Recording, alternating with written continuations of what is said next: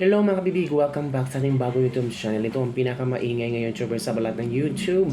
Ako si Kabibig, maglabat-labat ka with evidence. So eto kabibig ha, latest news to.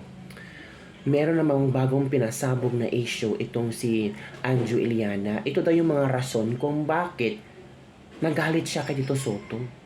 Alam niyo ba kabibig, minura pala itong si Anjo Iliana ni Tito Soto. Upo, yan ang sabi ni Anjo Iliana. 'Di ba? Tapos nung time na nagkaroon sila ng iskandalo na tungkol kay Raffy Tulfo, yung eskwelahan daw nila, hindi man lang daw tumulong itong si Senator Tito Soto mga kabibig.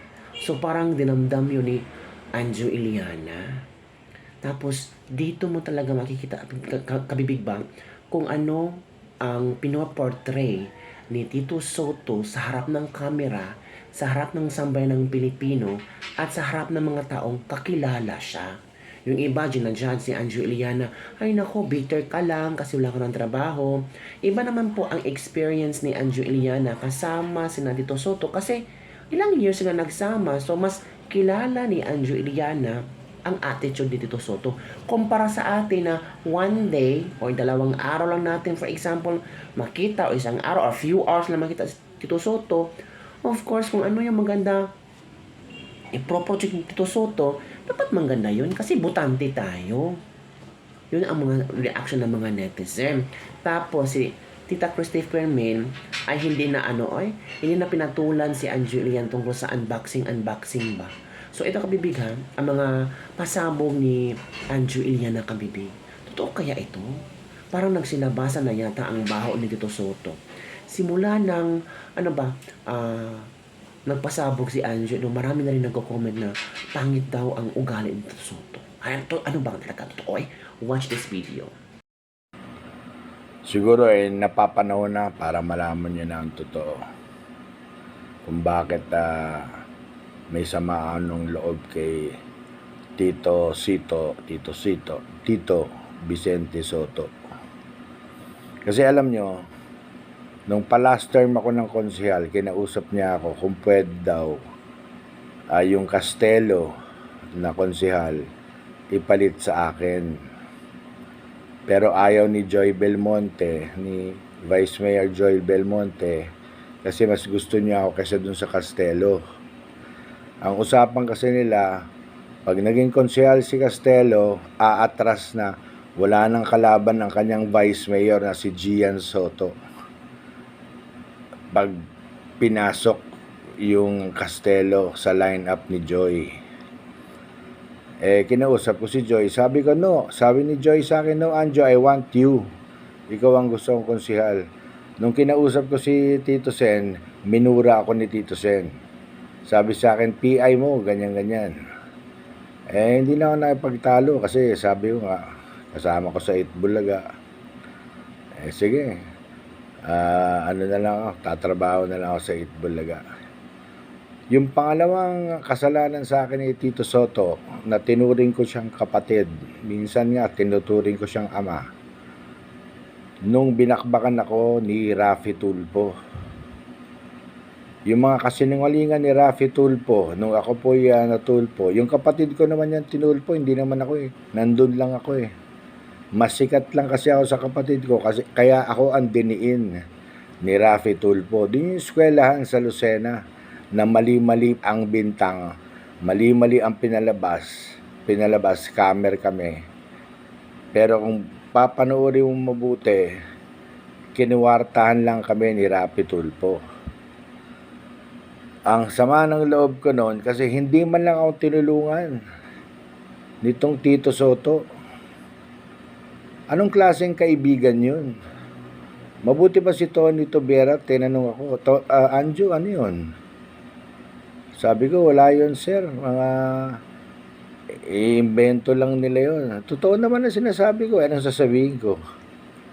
May papeles yung building namin, lumipat lang kami ng location, kaya natagalan yung, the school was legal.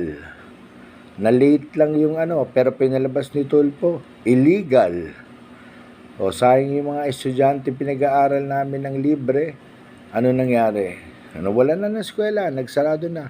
Imbis na makatulong kami, ganun kasama ang ugali ng Rafi Tulfo. Kumita lang, makagamit ng tao, gumawa ng kwento, kumita. Yan. Kaya, very, cyber ang kaso dyan. Inaantay ko lang yung pagkakataon makaayos ako, makakita ako ng abogado. Pero, si Mr. Tobera, buti pa siya, tinanong ako, sabi ko, sir, okay lang yan, wala yan. Wala akong demanda. Wala akong kahit anong reklamo. Bakit? Kasi yung eskwela namin maayos. Meron ba naman eskwela na 13 years nang umaandar tapos illegal? Hinanapan lang ng butas nitong Rafi Tulfo. Tapos yung 2 estudyante na nagreklamo nung pina-check namin, hindi pa pala naka-enroll. So hindi ko alam kung anong motive ng 5 estudyante, 5 hanggang 7 estudyante out of thousands na pinag-aral namin. Pero going back, kaya ang sama ng loob ko kay Tito Sen, natakot siya kay Rafi Tulfo at iniwasan na ako. Kumbaga, feeling niya, guilty na ako. Parang lumayo tayo dyan kay Anjo, scammer pala yan. Tinan nyo, Tulfo, tinan mo yung effect. Sinira mo yung pagkatao ko, sinira mo yung buhay ko, mga kaibigan ko. At si Tito Sen naman, ang sama ng loob ko sa iyo, akala ko ba mayabang ka? Hindi mayabang. Akala ko ba matapang ka? Ba't di mo ako pinagtanggol? Akala ko ba para tayo magkakapatid? Yun yung unang sama ng loob ko dyan kay Tito Sen. Pag mga matataas na tao, wala na. Kakalimutan na yung mas maliliit na taong kaibigan niya. Kinuwento ko lang sa inyo to kung saan nagsimula ang samaan namin ng loob ni Vicente Soto III. Yung senador ngayon na yan. Kaya yun lang po, naikwento ko lang kasi para alam nyo kung saan nagsimula. Maraming salamat po, marami pa yan. Maraming salamat po at abangan ang susunod na kabanata. Yes, good afternoon po sa inyong lahat. At syempre, good afternoon kay Auntie Claire Castro. Yan ang presidential spokesperson yata ng Malacanang. Yan. Madam Claire, naalala niyo po ako, Anjo Iliana, kayo po yung nagtanggol sa akin dun sa mga bintang ni Rafi Tulfo tungkol sa eskwelahan ko dati. Naalala niyo yun, di ba?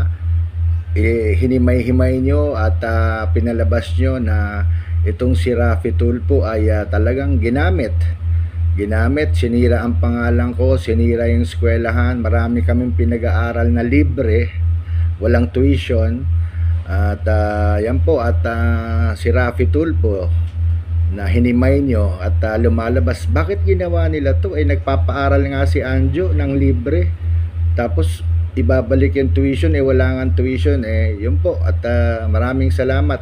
Panoorin nyo lang po si Auntie Claire Castro, si Rafi Tulfo tungkol sa eskwelahan ko para makita nyo kung anong ginawa sa akin ni Rafi Tulfo. At balang araw po ay marami po nag-a-advise sa akin na kasuhan ko to ng cyber libel itong si Rafi Tulfo dahil paninirang puri ang ginawa sa akin.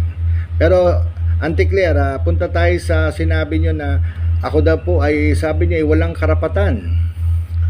Wala daw akong karapatan na sabihin na magpa-hair follicle test si Presidente PBBM at parang nagalit kayo sa akin. Unang-una, Madam Claire Castro, it is the right of every Filipino to be heard.